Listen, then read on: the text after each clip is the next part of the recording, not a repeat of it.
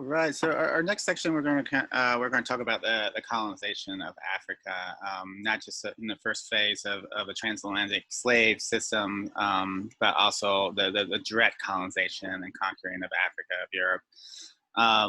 So we're going to kind of play this a little backwards. We're going to kind of dive into Africa's colonization, and in the next section, we're going to go over to the Americas and talk about American colonization.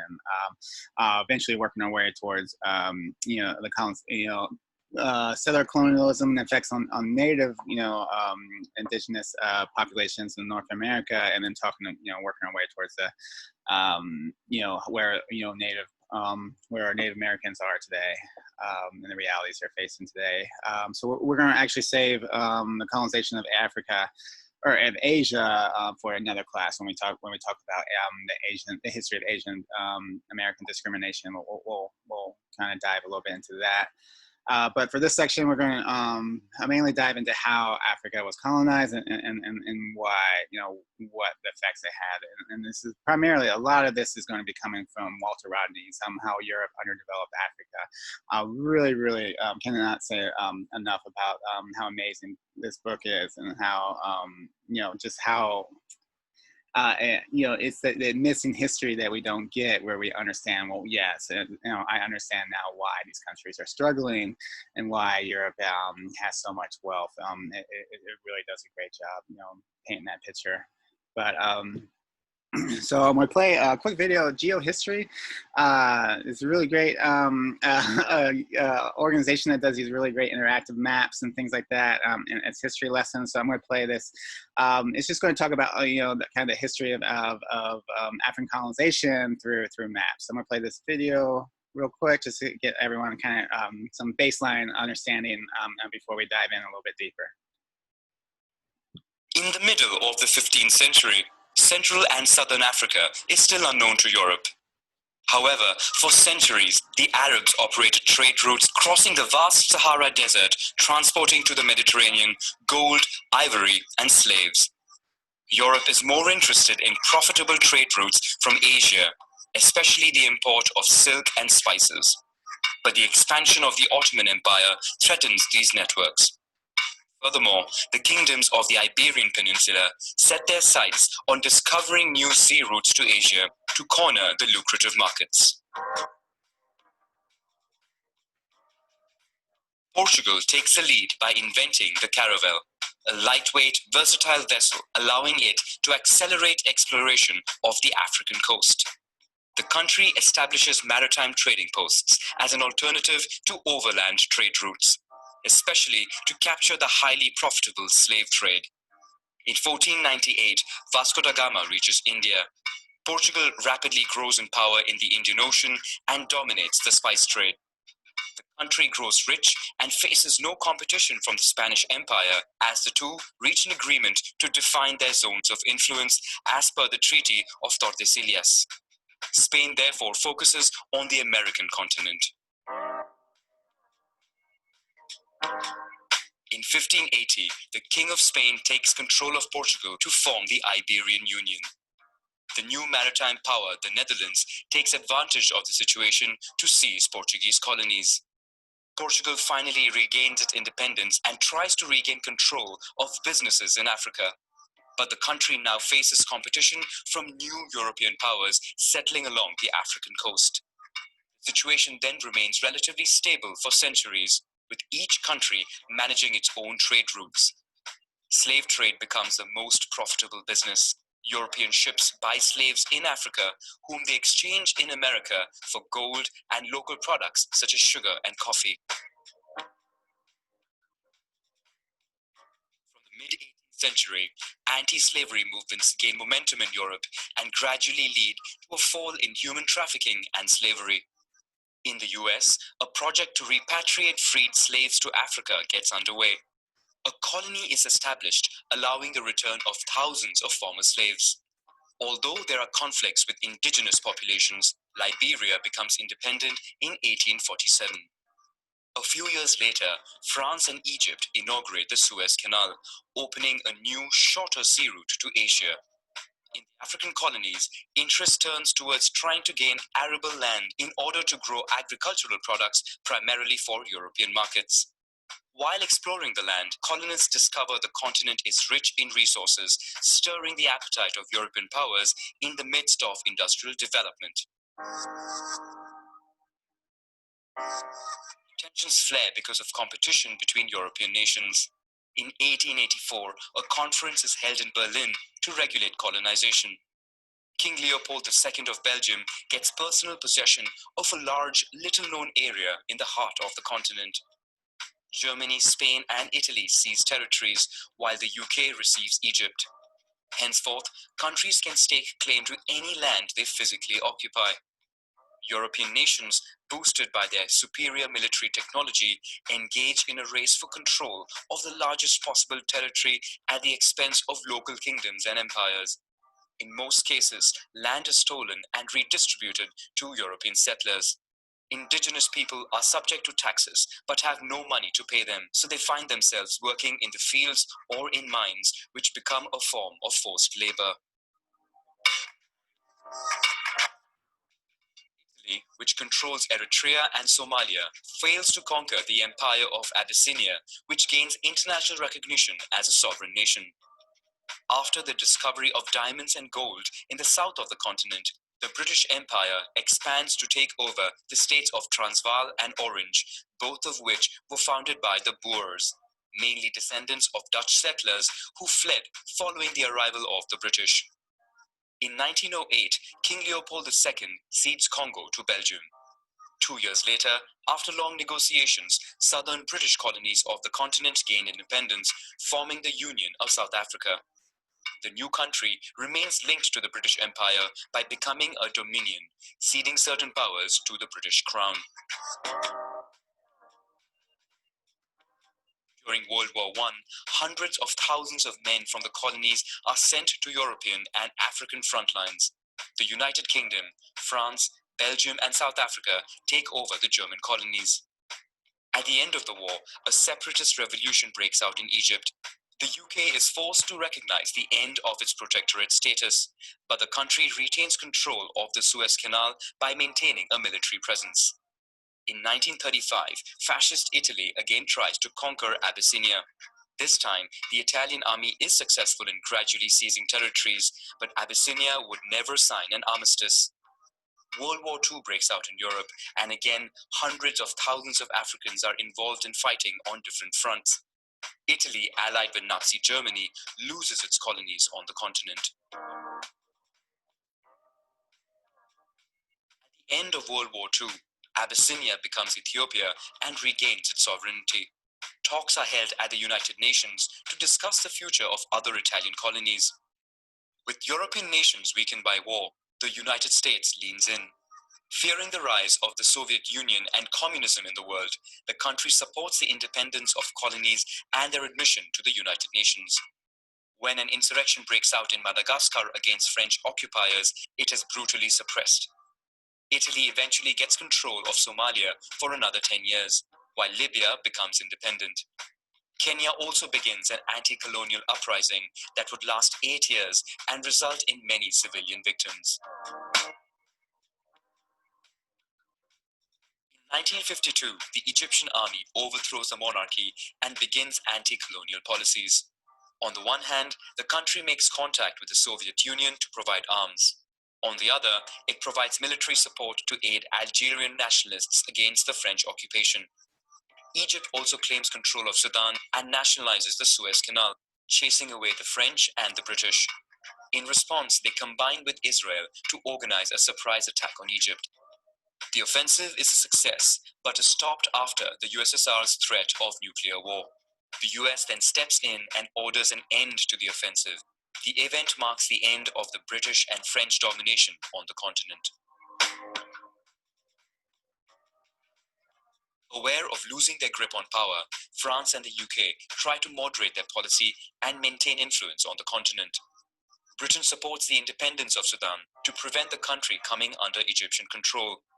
The same year, France, which is mired in war in Algeria, recognizes the independence of Morocco and Tunisia to avoid the spread of violence. The UK is ready to recognize the independence of its colonies, in some cases if the new governments join the Commonwealth, an intergovernmental organization headed by the British Crown.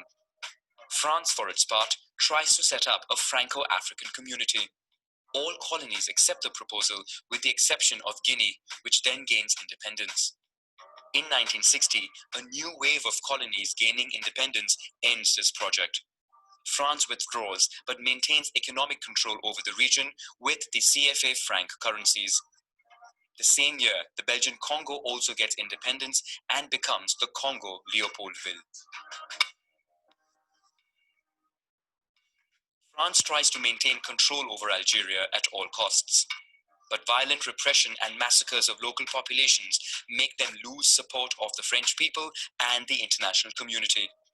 Despite violence committed by some of its own forces, Algerian separatists take the advantage by playing the diplomatic card and gaining debates in the UN.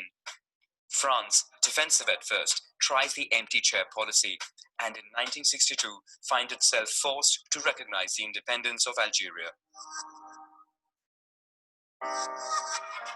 South of the continent, while the British lose their last colonies, Portugal also finds itself in trouble. Despite large investments and significant migrations of Portuguese to Angola, war breaks out and spreads into other colonies, causing the country to invest heavily in military efforts. Finally, a revolution in Portugal overthrows the regime.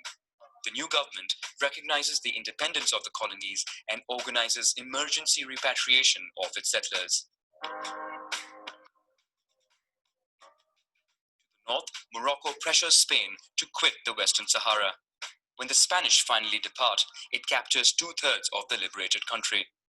While European nations are no longer present in Africa, Southern Rhodesia is the only country whose independence was obtained by British colonists who hoped to themselves found a country ruled by white people. The country is not recognized in the UN and comes under great international pressure. In 1980, it yields, and a transitional government is set up to form Zimbabwe. Despite the end of European presence in Africa, the continent will still have to face various forms of neocolonialism.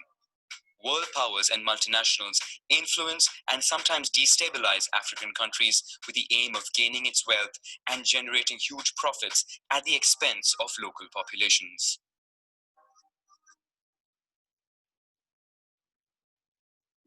Right. So that gave us kind of like a top-down look of just like the history of African colonization from the late 1800s to the late 1900s. But we're gonna, in this next section, we're going to kind of dive a little bit deeper into what all that really meant on the ground. We're going to actually start off talking about the transatlantic slave trade. So I want to just talk about the word slave at first, before we start diving into this. And we're going to talk more about this. I mean, especially next class, we're going to talk about American slavery, and it's important. Part of a way to kind of decolonize. A form of decolonizing language is like looking at the language and looking how we use the language, because there is power in language. When we call people just slaves, we're talking about them as, property, that we're dehumanizing them, and it kind of dehumanizes their story. But when instead of using word, it's been a push for the last couple of years to instead of saying word slave, to start talking about enslaved people.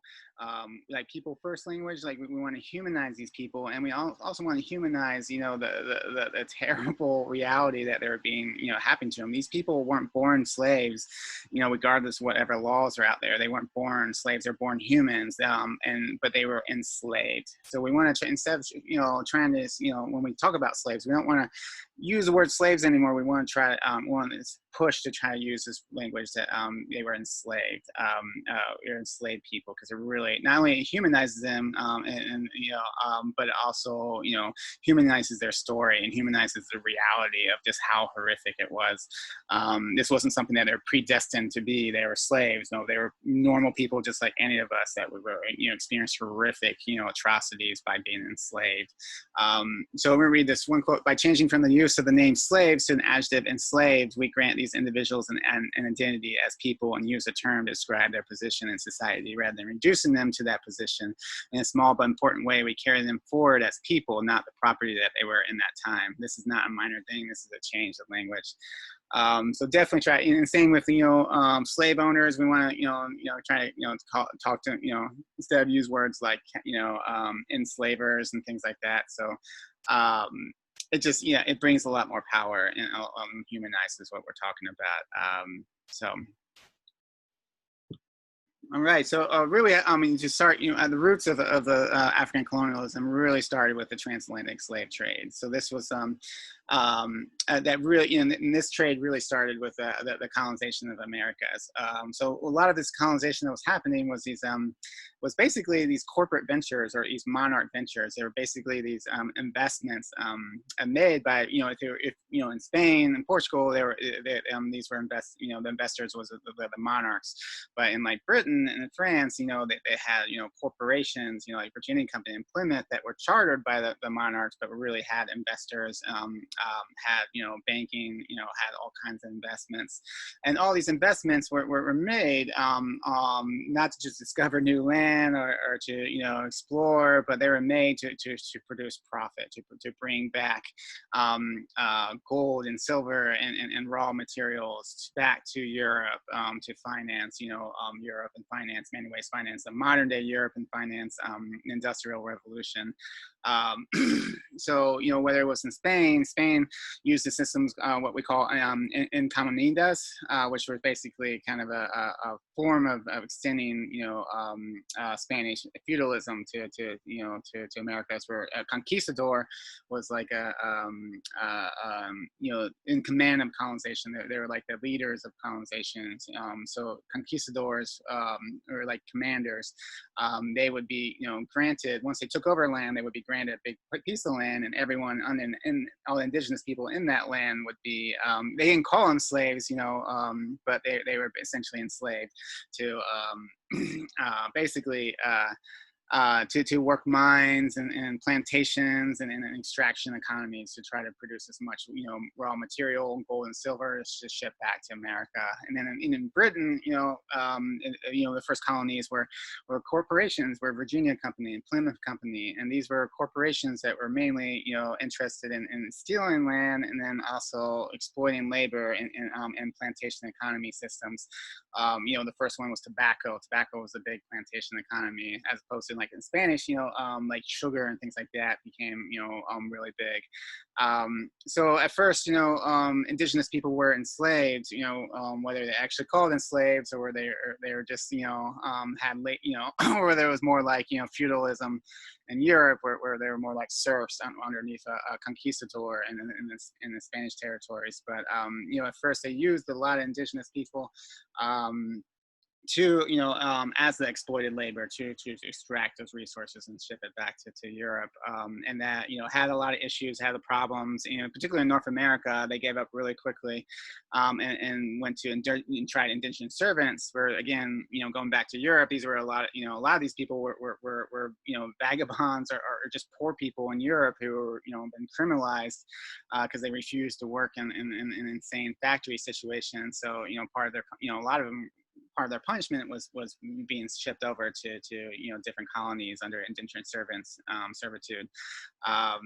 So that worked in North America for a while, but still had its issues, and eventually most of it North and South was replaced by enslaved Africans. I know Spanish was resistance a little bit because it was a lot cheaper to enslave indigenous people, but as their populations were decimated from the diseases they brought with and the brutality, they eventually looked towards enslaved Africans. So they needed this labor to exploit at the most extreme, to extract the most resources to fuel the European countries and the rise of European countries. So that's when they created what was called the Transatlantic Slave Trade. So this started with Portugal in the early mid 1400s, was looking for a new way, not only a new way to like trade, because to trade to Asia, but also was looking for new sources of slaves, enslaved people, because a lot of these originally they were getting them from Eastern Europe, tribes like Slavic people, slaves came from the word Slav. But as they became more fortified and more organized, it was a lot harder, to acquire enslaved people. So they started looking for new markets, and that's when they turned to Africa, and they eventually, they set up some, some ports, some coastal towns, which a lot of times they would just come in and conquer these towns with their superior, ships and cannons and weaponry, and then they would turn those coastal towns into basically slave trading posts. And from there, it wasn't until like 1526 was the first time they actually shipped, Africans, enslaved Africans to Brazil, some of the first colonies of Portugal. And then and from there, it's just kind of all the European industry, other countries saw just how profitable the system was, and they all joined. So this is the order of like who traded the most enslaved people. Portugal was by far the biggest one, and then British, Spanish, French, Dutch empires. And you can see the numbers. Like really only 500,000 went to North America, but a lot of them went to the Caribbean. That's where we had a lot of these sugar plantations. Just brutal environment where people, enslaved people, didn't last, more in a couple years, and so instead of keeping them alive, they just continued got more because it was so profitable. They could just continue buying more enslaved people, and some people went to Central America, and a lot went to Brazil as well for a lot of big sugar was a big one. So all around estimated around 12 million enslaved Africans were shipped during this over a 300-year period, and 2 million died on the route. It was horrific. I mean, this is a picture of just how tightly they would pack these Africans into these ships, and just enormous amount of people died during the voyage. And then they're still working on trying to figure out how many people died to actually capture a lot of these African and enslave them in the first point. But many estimates are additional millions of Africans lost their lives during the actual capturing of a lot of these of this slave trade. So that was the beginning of kind of colonization of Africa, kind of the beginning of it. I'm going to play this video. It talks a little bit more from Anthony Hazard. Talks a little bit more about the slave trade, but also talks about the impact that slave trade had on Africa itself.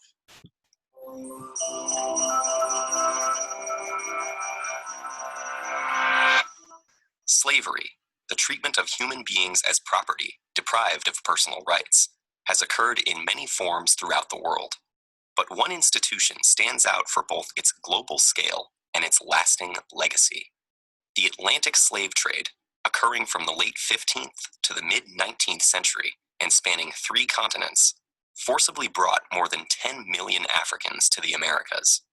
The impact it would leave affected not only these slaves and their descendants, but the economies and histories of large parts of the world. There had been centuries of contact between Europe and Africa via the Mediterranean. But the Atlantic slave trade began in the late 1400s with Portuguese colonies in West Africa and Spanish settlement of the Americas shortly after. The crops grown in the new colonies, sugarcane, tobacco, and cotton, were labor-intensive, and there were not enough settlers or indentured servants to cultivate all the new land. American natives were enslaved, but many died from new diseases, while others effectively resisted. And so, to meet the massive demand for labor, the Europeans looked to Africa. African slavery had existed for centuries in various forms. Some slaves were indentured servants, with a limited term and the chance to buy one's freedom. Others were more like European serfs. In some societies, slaves could be part of a master's family, own land, and even rise to positions of power. But when white captains came offering manufactured goods, weapons, and rum for slaves, African kings and merchants had little reason to hesitate. They viewed the people they sold not as fellow Africans, but criminals, debtors, or prisoners of war from rival tribes. By selling them, kings enriched their own realms and strengthened them against neighboring enemies. African kingdoms prospered from the slave trade, but meeting the Europeans' massive demand created intense competition. Slavery replaced other criminal sentences, and capturing slaves became a motivation for war rather than its result. To defend themselves from slave raids, neighboring kingdoms needed European firearms, which they also bought with slaves. The slave trade had become an arms race, altering societies and economies across the continent. As for the slaves themselves, they faced unimaginable brutality. After being marched to slave forts on the coast, shaved to prevent lice, and branded, they were loaded onto ships bound for the Americas. About 20% of them would never see land again. Most captains of the day were tight packers, cramming as many men as possible below deck. While the lack of sanitation caused many to die of disease and others were thrown overboard for being sick or as discipline, the captains ensured their profits by cutting off slaves' ears as proof of purchase. Some captives took matters into their own hands. Many inland Africans had never seen whites before and thought them to be cannibals, constantly taking people away and returning for more. Afraid of being eaten, or just to avoid further suffering, they committed suicide or starved themselves, believing that in death their souls would return home. Those who survived were completely dehumanized, treated as mere cargo. Women and children were kept above deck and abused by the crew, while the men were made to perform dances in order to keep them exercised and curb rebellion. What happened to those Africans who reached the New World, and how the legacy of slavery still affects their descendants today, is fairly well known.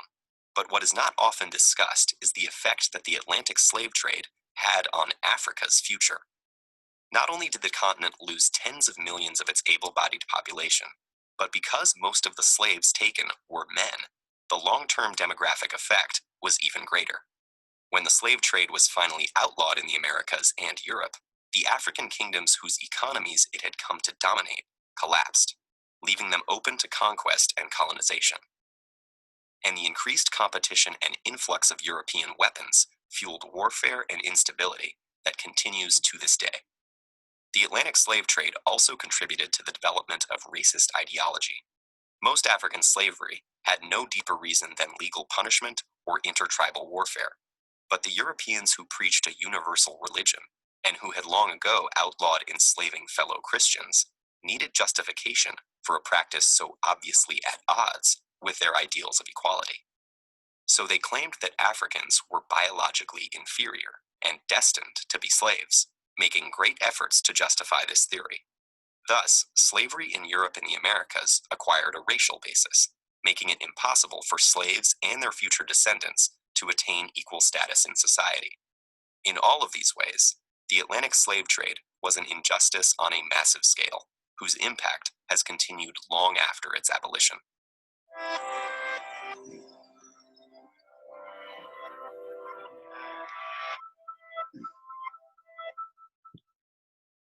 So I think that that video did a good job for showing a couple key points. But one of them was that African slavery was before the transatlantic slave systems was completely different. I mean, not to justify it, it was definitely a horrific system, but it was mainly based on like indentured servitude, or it was based on like serf systems, feudal systems that were much similar to Europe before the rise of capitalism. So it wasn't. And then this new system that was being built was essentially just creating people into property, to chattel slavery, and an enormous amount of suffering, and based on racial, on the racialization of it, to the point where Black people were permanently enslaved in this system. This was a new system that no one was really familiar with at this point. So they had a different system. So when Europe's, Europeans started showing up and started kind of, capturing or setting up, these coastal, trading posts, it was a different types of system. And at the same point, as it talked about, a lot of people, a lot of African nations, some of them, jumped on the opportunity to get, you know, European goods. And at that time, you know, Europe wasn't really asking for anything but enslaved people. They weren't looking, you know, to trade other things. So, you know, if African nations wanted to get the advantage, get some, you know, you know, better guns or better technology, that, you know, they had to you know, trade enslaved people. And at the same time, there was a lot of African, you know, nations that didn't want to participate in this, but they were forced to, whether, you know, whether, you know, because at the point, you know, if they wanted to protect themselves from you know, in other countries that are looking to enslave, you know, the slave parties, or slave raiders, if they wanted to protect themselves, they needed European guns, and that would, again, they can only get from trading and enslaved people of their own. But, you know, at the same time, you know, if they didn't participate in this, they saw other, you know, nations that they were at war with, or you know, had been warring with in the past, you know, get, you know, a lot more, you know, start getting a lot more advanced technology and advanced guns. So if they wanted to, you know, if they didn't, you know, which made other, you know, made nations that didn't want to participate in this, you know, very vulnerable. So what it essentially did is it started this arms race where, everyone had to be a part of it. There was even a couple, or, you know, nations like Baga people who were from the, you know, Republic of Guinea area, who actually tried to stop this. You know, they tried to get all the African nations to you know, ban, you know, stop participating in this and stop the arms race. But ultimately, we're you know, stopped by Europe and many of its allies. So there was this resistance. It wasn't just like, you know, there was, you know, these slave posts, African enslaved posts, you know, in the coastal areas with millions of people waiting for Europe to show up. It was this huge demand and this unequal, you know, unequal exchange where they had all these goods that these countries, you know, Africa wanted, but they were, Europe was only interested in trading for enslaved people. And once, you know, a few countries started, it was too much. Like Rodney wrote, once trade in slaves had started in any given part of Africa, it soon became clear that it was beyond the capacity of any single African state to change the situation. So a single African state at the time could not emancipate itself from European control. The small size of African states and the numerous political divisions made it so much easier for Europe to make the decisions as to Africa's role in world production and trade. And this last quote, I think I might have read it at the beginning of the class, but I want to read it again. But it's the many guilty consciences that been created by the slave trade. Europeans know that they carried out the slave trade, and Africans are aware that the trade would have been impossible if certain Africans did not cooperate with the slave ships. To case their guilty conscience, Europeans tried to throw the major responsibility for the slave trade on the Africans. One European author of a book on the slave trade explained how many other white people urged in the state that the trade was the responsibility of African chiefs, and that Europeans merely turned up to buy captives, as though without European demand there would have been captives sitting on the beach by the millions. So it's not to say that, you know, that there wasn't responsibility with African nations, but at the same time, we have to, you know, understand that, you know, if it wasn't for this huge demand that was being produced by transatlantic slave trade, it wasn't for this unequal exchange, and all these other factors that came with European colonization, we wouldn't have had this huge trade that literally tens of millions of Africans, you know, lost their lives or were deported, carried to the America, enslaved to the New World. Yeah. And then the economic results of this transatlantic slave trade is, you know, Walter Rodney also wrote, slaving prevented the remaining population from effectively engaging in agriculture and industry, as it employed professional slave hunters and warriors to destroy rather than build. So at one point, you know, like Europe, you know, modern Europe was built on slavery. The United States was built on slavery. You know, the Industrial Revolution, the majority of the textiles, you know, the cotton that was grown that powered Industrial Revolution was built on, it was, you know, picked by enslaved hands. And it wasn't just like one industry, you know, many people profited from, like slave ship owners, slave traders, plantation owners, factory owners, you know, factory workers, port towns, you know, bankers, insurance companies. You know, there was even insurance companies, if enslaved African died on the voyage, you know, they would, you know, insure them. So auctioneers, you know, there was taxes and fees and stuff for all this stuff. So it wasn't just like one industry made, you know, a lot of money. Like the whole entire nation made an enormous amount of money off of this, you know, slavery, you know, an insane amount of money. And wealth was built from that. And at the same time, it's decimated Africa. It stole millions of people from African countries. You know, that you know, because the direct result was that it really slowed down the development. It slowed down the growth.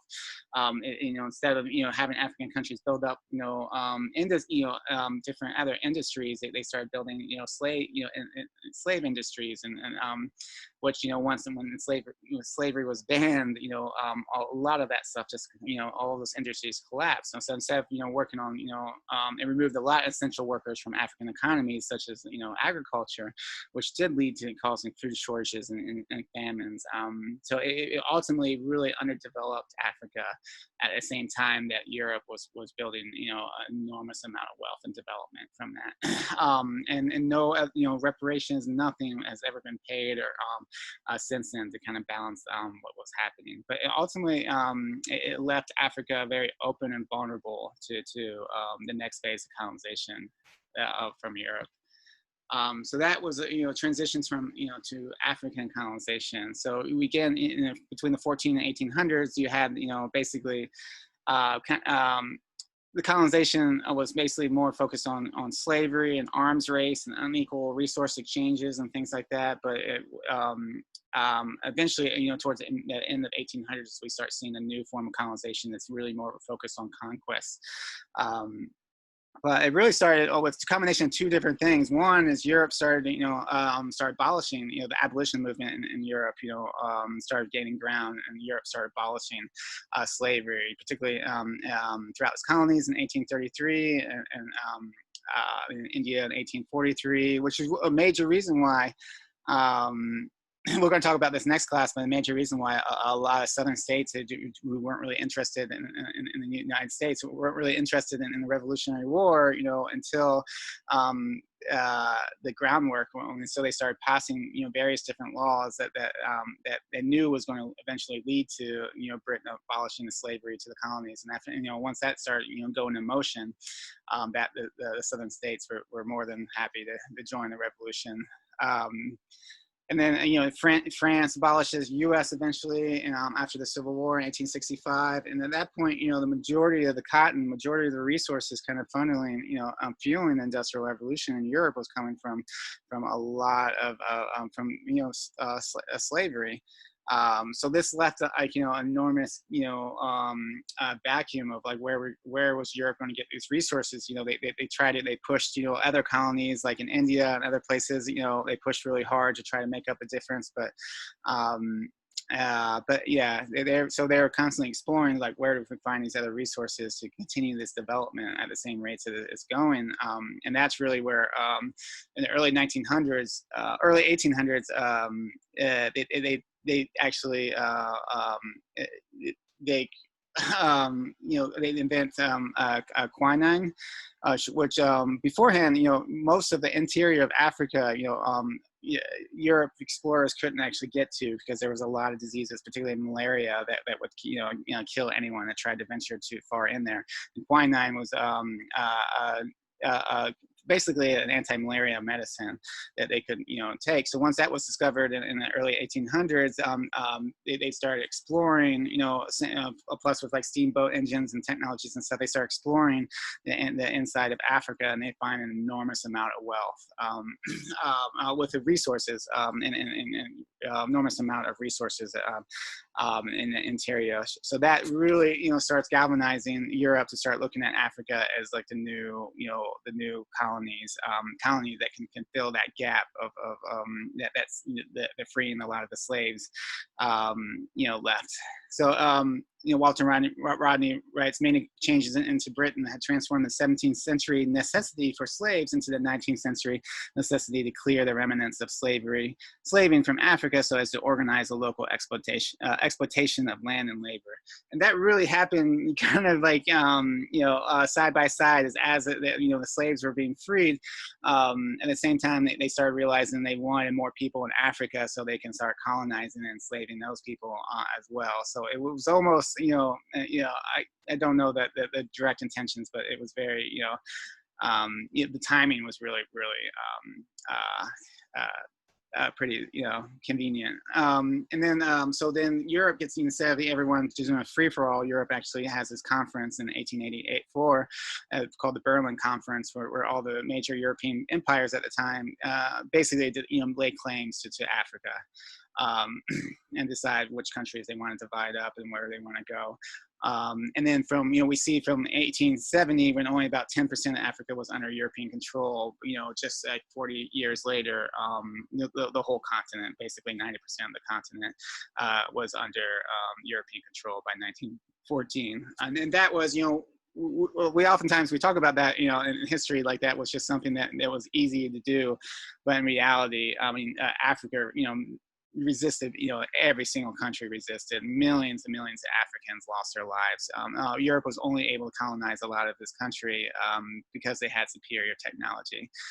Even eventually, they had this, during this period, they had actually invented the machine gun. That was very integral on conquering, a lot of these nations that were still using, very, not as advanced weaponry, in the face of Europe, who was, because of this colonization, because of this transatlantic slave trade, because all this wealth was just like, investing in it and just building more and more, technology, particularly around, steamboat, railway, shipping, cannons, weapons, all this, technology that ultimately was able to conquer Africa.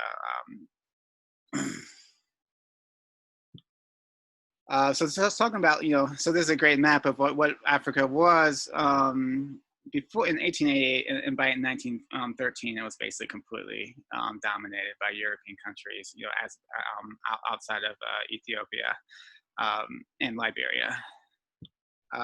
So what, the characteristics of Africa, what that of colonization of Africa, what that really meant, and the irony of it is, all these European countries outlaw slavery, right before they do all this, but instead they set up all these different systems that basically, create, African slavery by another name, that find ways to enslave Africans, just as harshly. So a big one was, as there's conquering these places, they would set up colonial governments that would have all these new and harsh taxes that forced a lot of African peasants at the time who couldn't, they couldn't afford the taxes. So they had a couple options. One is that they had to go work in the colonial industries, much like, very similar to how in Europe, they forced European peasants to just with taxes and removing their means of production, they forced them all to eventually go to the urban areas and work for industry in horrible environments. That was very similar to what they're doing. They're making it so peasants couldn't survive on their own, and they had to go either work in colonial industries for next to no pay, or if they refused to, they could be arrested and then forced to work for no pay as well. So that was a way that they enslaved a lot of Africans that way. And also they built a lot of public works, from like governors' palaces, the prisons, the barracks, to like roads and railways. All of this, all the infrastructure that was built during this time was built to facilitate the extraction of resources. So the roads were only built leading to the ocean, to the seaports. Same with railroads, barracks troops and things like that. Hospitals and schools were only built to actually, help the colonial, Europeans. There wasn't much infrastructure built to actually help the African people. But at the same time, they would force, the colonial governments would force tens of thousands of Africans to build these things, usually with no pay and under horrific conditions. Like the work conditions would under the Brazzaville to Point Nord Railway, which I believe was in, a railway in Congo, had a 25% mortality rate for workers. So it's just horrific conditions. And a lot of times if they had these colonial industries that needed labor, the colonial government would just round up, Africans and send them to plantations and mines and timbers, sometimes paying them, a little bit, but a lot of times not paying them all. So they had, so they banned slavery, in all their colonies, but yet they created all these new systems of slavery in Africa. A big one was the forced military service, where they forced, Africans to join these colonial armies, many ways is like the only way, a lot of Africans could survive. And then they were used, these colonial armies were used to put down other, African resistance and rebellions, in like Sierra Leone, Madagascar, all these different countries that were African countries that rebelled. They used these African colonized armies to put them down. They also sent them, during the European wars, like World War I and II, they sent millions of African soldiers, all over the world to fight on both sides of Europe. And then even worse is like during World War I, Germany had a lot of African colonies, so did Britain. And they were fighting, in the Europe, but they were using their colonial armies to fight each other, to take control over like East Africa and different areas. So a lot of these, military service, they didn't, they were forced to sign up to these. So we read this Walter Rodney quote: "The French government dressed Africans in French army uniforms and used them to fight other Africans, to fight other colonized peoples like Vietnamese, and to fight the European wars. The Romans had used soldiers on one conqueror nationality to conquer other nationalities, as well as to defend Rome against enemies. Britain applied this to Africa ever since the early 19th century." And then you had, and then the times that the colonial governments and the colonial industries did actually hire people, hire Africans. They paid them a small fraction of what European labor made. So I read this quote: "After feudalism in Europe had ended, the worker had absolutely no means of subsistence other than through the sale of his labor to capitalists. Therefore, to some extent, the employer was responsible for ensuring the physical survival of workers by giving him a living wage. In Africa, this was not the case. Europeans offered the lowest possible wage and relied on legislation backed by force to do the rest." And then underdevelopment was a big part. So this really counters that assumption that, colonization brought, development and civilization and technologies. And in fact, it kept, development from actually happening. These European countries wanted these, peasants to live in poverty. So they were forced to work in colonial industries and forced to, grow, cash crops to export to Europe. So there was these colonial administrations or colonial governments that were set up, and again they charged and they started taxing these people with really harsh taxes. But none of these taxes were actually used towards Africans. They're used to, pay for colonial governments, pay for the military and police that enforced the colonial rule, pay for infrastructure that was, basically built to start exporting their resources and stealing their resources. So and at the same time, these taxes, if they couldn't pay these taxes, they were forced to work off their debts in these colonial industries. In effect, I'll read Walter Rodney: "In fact, therefore, the colonial governments never put a penny in the colonies. All expenses were met by exploiting the labor and natural resources of the continent." So in the infrastructure they did build, again, was just, was mainly just for resource extraction. It was mainly just for the Europeans who lived there. Occasionally they would build schools and hospitals for Africans who were working in colonial industries as a way to actually, make more productive labor. But very rarely, if there was like areas that didn't have any resources, colonial governments didn't build anything in there. It's like northern parts of Kenya and south of Sudan, like very little resources were actually spent in that area. And then technology at the same point, as Europe was building all these new technologies around like textiles and agriculture and like industries and machines and steam engines and all this stuff.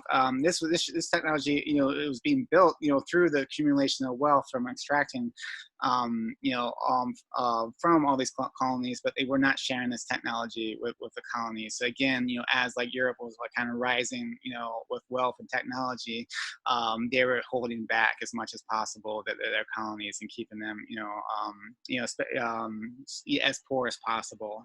So they were that exploited labor in that capitalistic system. And this is especially true with the plantation, with agriculture. They forced so many peasants who were used to grow, food for survival, grew food to survive on. And they forced so many of these people to start growing monoculture cash crops, like cotton, like rubber, like indigo, like all these different things that they were able to use in Europe. So they grew this stuff mainly to export it, got a little bit of money, and then they were supposed to buy either food and or find other ways to survive. And ultimately, that put just that kept them vulnerable to many famines. And this isn't just with Africa. This is all over colonial America. I mean, if you look at some of the famines, especially like in India, and what British did, they would, they basically just, made it impossible, they just turned all these farmers who were growing food for themselves and forced them all to grow cash crops, and then pay all these big taxes. And then when droughts would hit, they would withhold these taxes and just watch as millions of people would starve. Big famous, like we talk about Winston Churchill. So Winston, there was a big famine, during World War II in India. Like millions of people were dying, and people were asking for assistance from the British government. And like Winston Churchill, I can't remember what he said, but he said some really horribly racist things, and it's just like, let him die.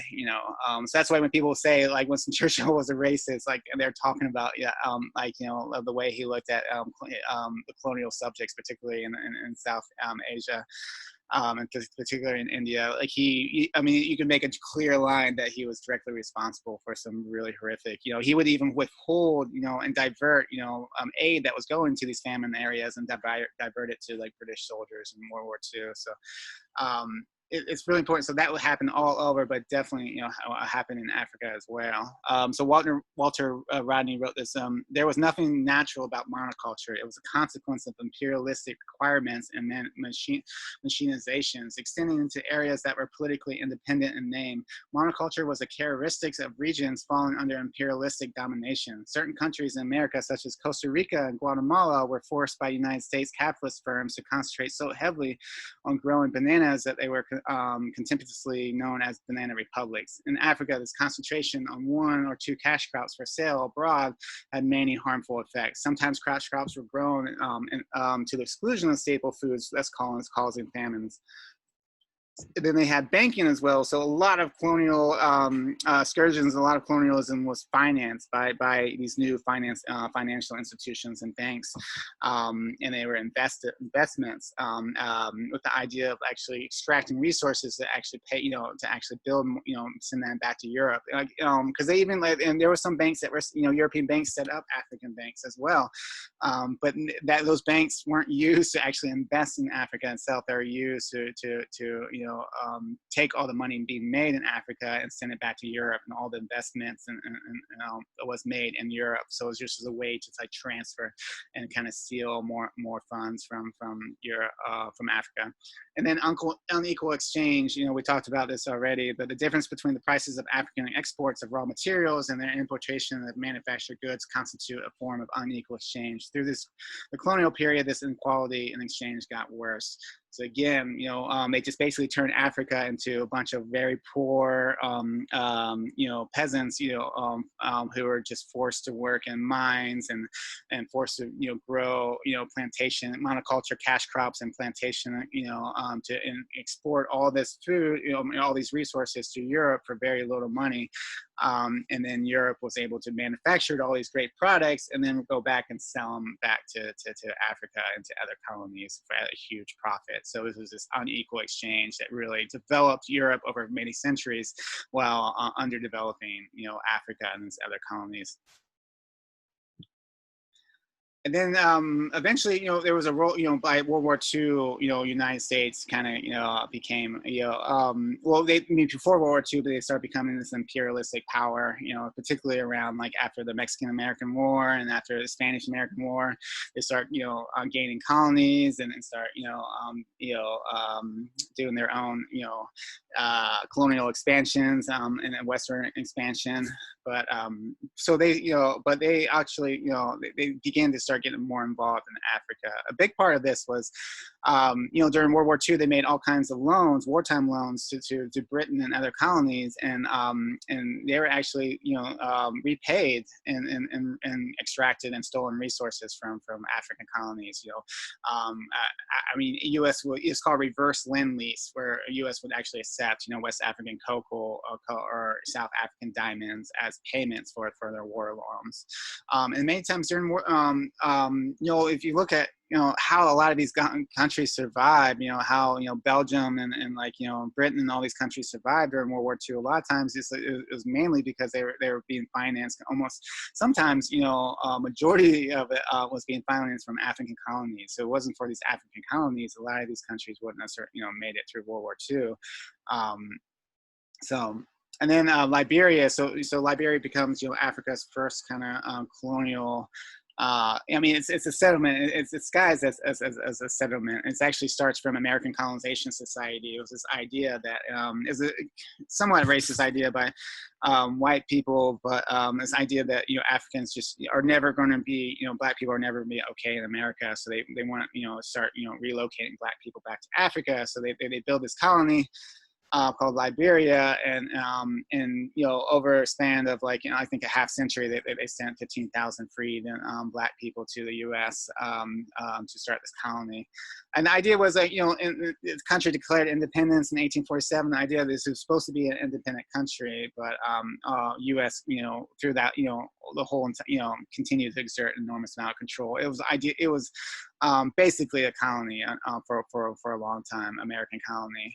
I'll read this one quote. It's common knowledge that Liberia was an American colony in everything but name. The USA supposedly aided the Liberian government with loans, but used the opportunity to take over Liberian customs revenue, to plunder thousands of square miles of Liberian land, and generally to dictate the weak government of Liberia. The main investment of Liberia was undertaken by Firestone Rubber Company. Firestone made such huge profits from Liberian rubber that it was a subject of a book sponsored by American capitalists to show how well American businesses flourished overseas. Between 1940 and 1965, Firestone took $160 million worth of rubber out of Liberia, while in return, the Liberian government received $8 million. So again, we're talking about this unequal exchange. Firestone made $160 million, or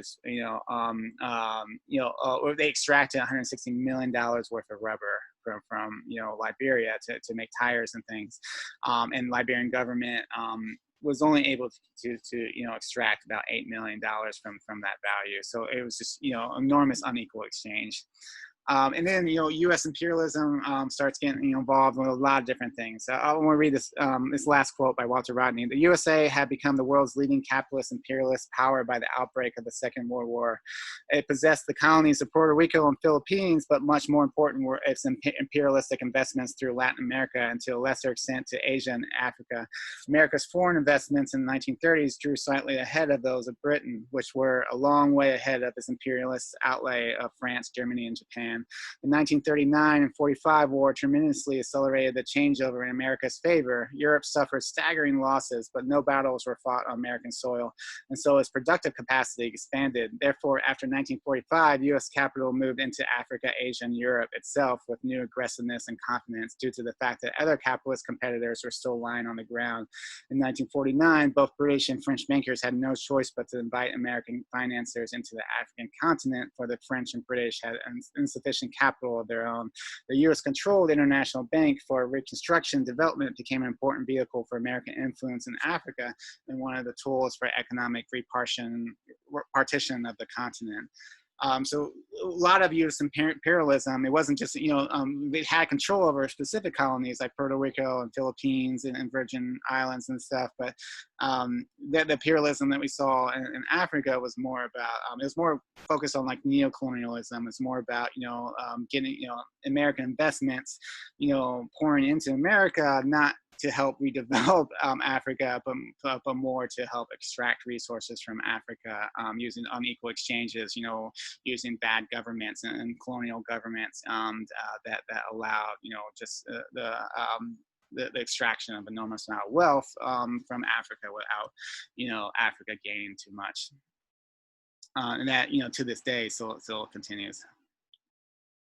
And then I think it's important to talk about the role of the church. I'm going to read this quote again from Walter Rodney, but he talks about the church's role was primarily to preserve the social relations of colonialism as an extension of the role it played in preserving the social relations of capitalism in Europe. Therefore, the Christian church stressed humility, docility, and acceptance. Ever since the days of slavery in the West Indies, the church had been brought in on condition that it should not excite the African slaves with doctrines of equality before God. In those days, they taught slaves to sing that all things were bright and beautiful, and that the slave master in his castle was to be accepted as God's work, just like the slaves living in the miserable hovel and working 20 hours per day under the whip. Similarly, in colonial African churches, could be relied upon to preach, turning the other cheek in the face of exploitation, and they drove home the message that everything would be right in the next world.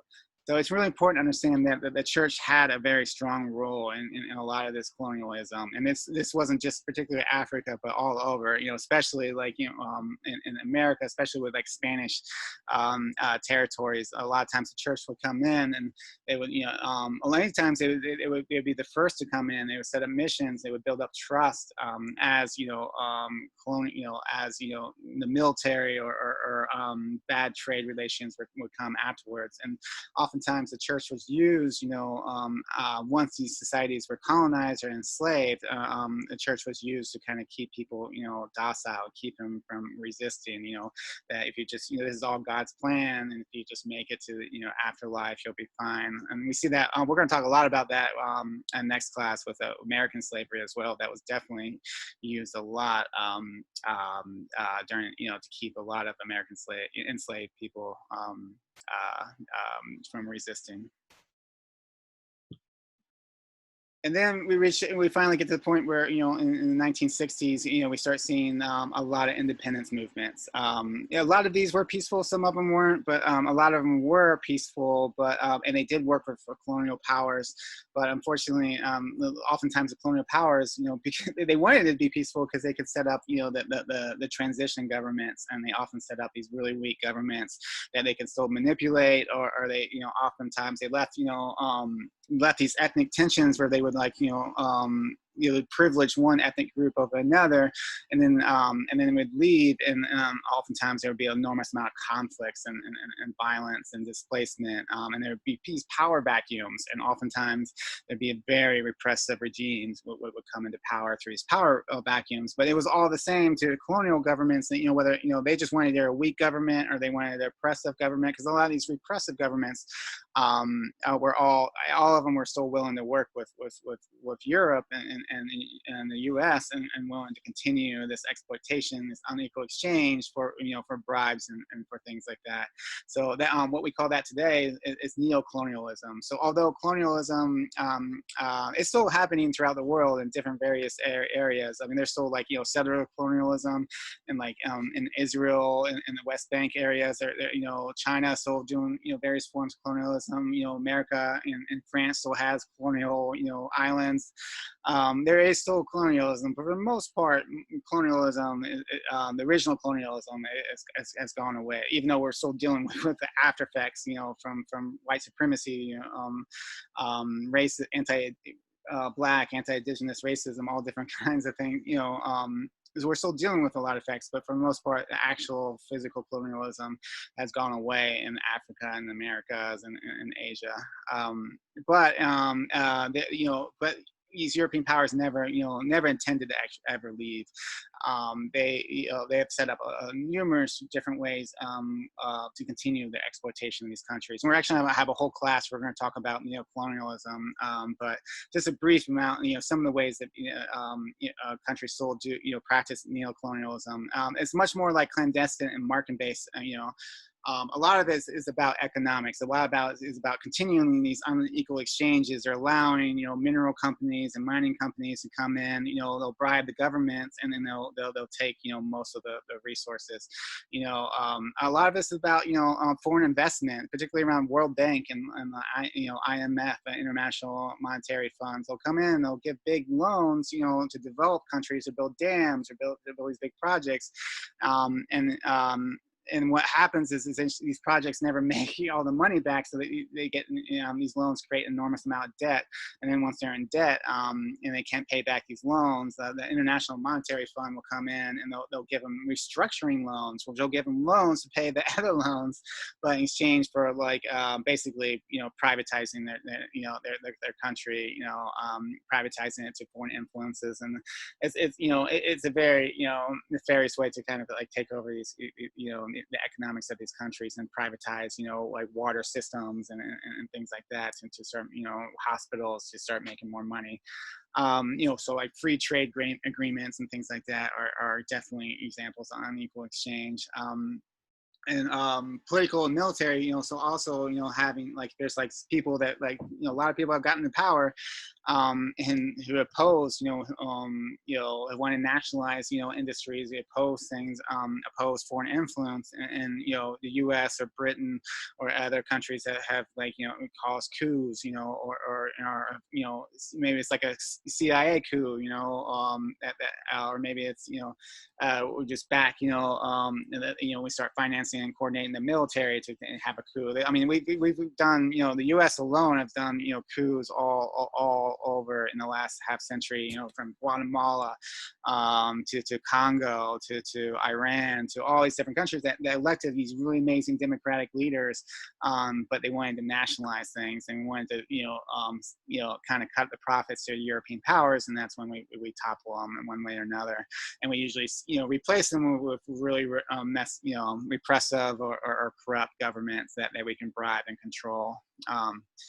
So, and then like foreign aid is another one. Not that all foreign aid is bad, but I mean, there are downfalls. A lot of times we can use foreign aid to kind of influence decisions. Like we forced, India to like foreign aid was a big part of threatening to cut off foreign aid was a big part of India accepting, the green revolution techniques that really has messed up their agricultural systems and then caused a lot of debt and poverty. And at the same time, like Gates Foundation, Bill Gates. So he has done a lot of good with like, different, vaccination campaigns and stuff. And he's done a lot of great, work. But at the same time, like he's a private entity that's looking, wants to privatize. He believes in privatized markets, and then so because he's funneled so much money into global health, he's now gets to decide what are priorities, and he can decide what, do we want to focus on hunger? Do we want to focus on, AIDS and like he can, because there's so much money that he pushes in, like him, not like a whole community of health experts, but him alone is like deciding, what our priorities in global health. And at the same time, he has a very privatized, mentality where he wants to push, patents and privatizations and things that could do some serious harm. And I think disaster capitalism, we'll talk about a lot of these things, in another class, but that's a big one where like Puerto Rico, gets hit by this massive storm, and suffering. So then all these, private companies come in, we'll help you, we'll develop, we will build your power structures and stuff. But at the same time, we're going to privatize these industries and kind of control your markets. So there's a lot, so even though colonialism is stopped, there's a neo-colonialism, and effects of colonialism are still our realities today. And to kind of give you an example of how, like, these two, work in history, we can just look at Congo. Congo has some of, probably the most, resources, has the most wealth of resources in probably any other country. It's just an enormous amount of wealth is in Congo, but at the same time, Congo is one of the poorest countries in the world. And that is directly, linked towards not only their colonialism, but also their neo-colonialism. And that really starts in the, mid 1800s, the late 1800s in the scramble of Africa. And with the development of quinine, no one could actually go to Congo. Europeans couldn't go Congo because of malaria until they developed the quinine, and then they were able to explore that and just see the vast resources in that area. So eventually, during the Berlin Conference, when Europe divided up Africa into different sections, they gave Belgium to or they gave Congo to the King Leopold II from Belgium, and so it's about 2 million acres of Western Central Africa, and he called it the Free Congo State. He tried to portray this image. There's a great book on this. It's really hard to read just because of the brutality of it, but it does a real good job capturing. He tries to portray this as this humanitarian issue, and he's going to save all these African people, when instead, like, he just sets up all these plantations, rubber plantations and other different plantations, and just forces all the African people in this area to work under horrific conditions. And they all had quotas, and if they missed their quotas, and he was really famous for like cutting people's hands off or cutting their children's hands off, or just all kinds of brutal means to kind of push. And Belgium made an enormous amount of money, during this time period. But during, within like, a good 20-year period, it's estimated that they killed about 10 million Africans in Congo, through just like some of the most brutal history you can possibly imagine. Like, definitely want to read more about this book. King Leopold's Ghost is a really great book. But I mean, it got to the point where, even the rest of the world was hearing about just this brutality.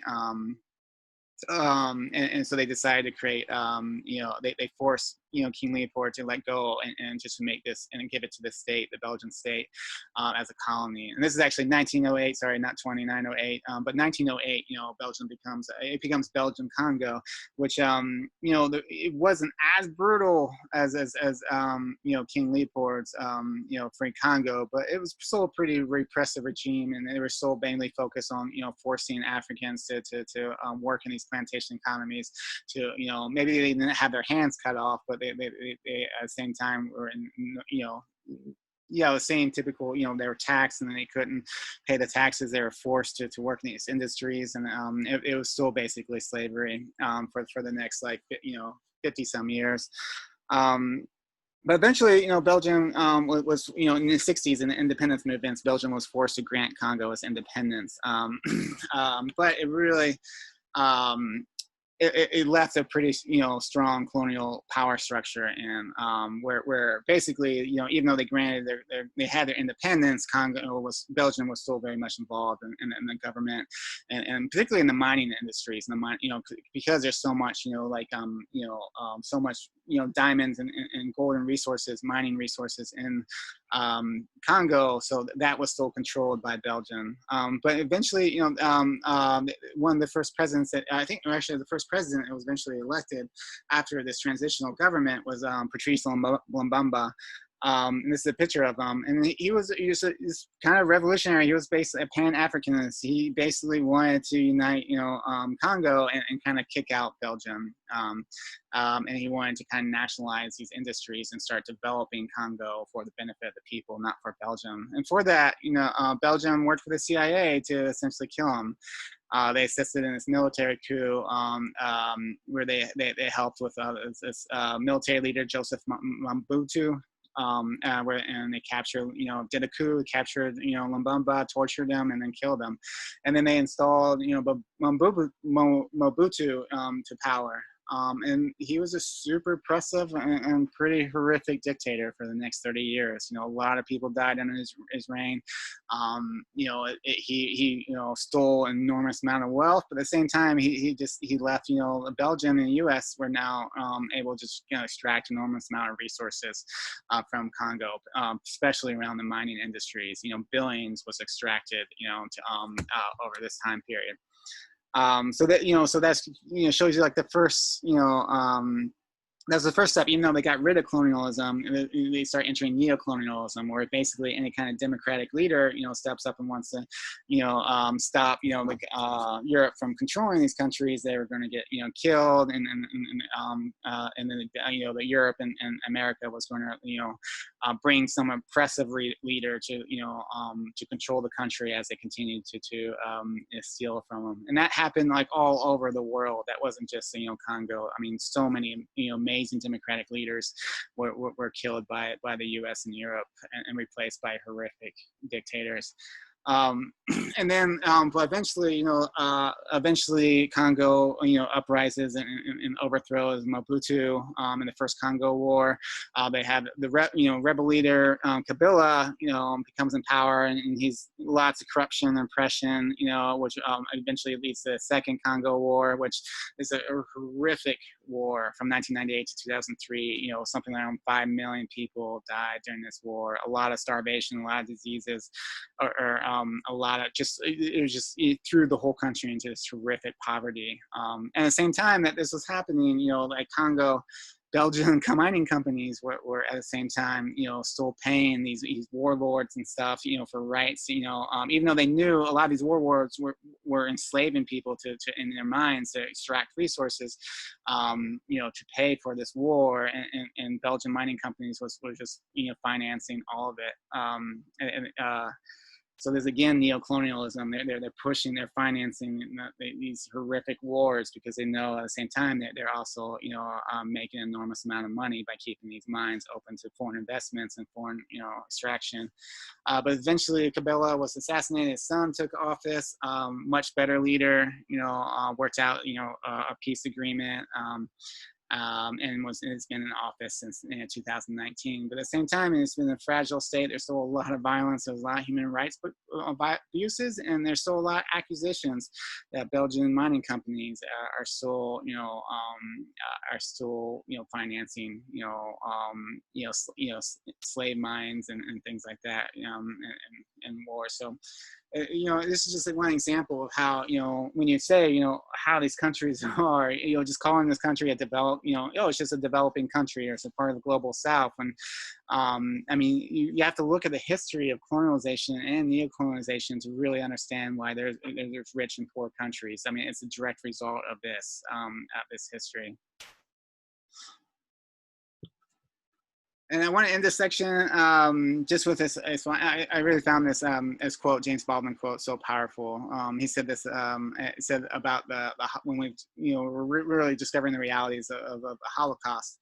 He said white people were and are astounded by the Holocaust in Germany. They did not know that they could act that way, but I very much doubt whether Black people were astounded.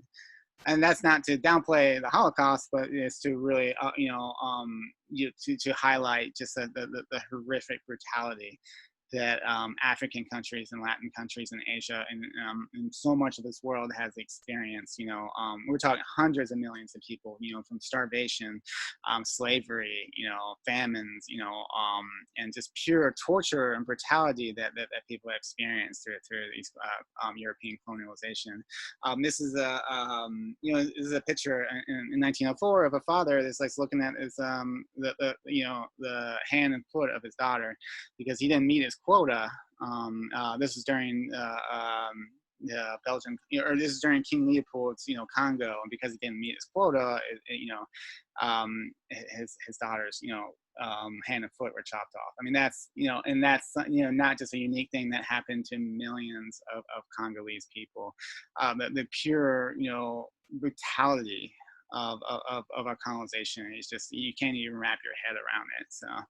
I just thought that reading this James Baldwin quote, I just, because we're not taught this stuff, because we're taught that we civilize these countries and we brought, or this was a necessary evil, we're taught all this whitewashed history when in reality, some of the worst things that have ever happened in the world, happened during the colonization, and everyone else knows about this except for, white Americans and white Europeans. So I think it's just so important for us to just know that the history that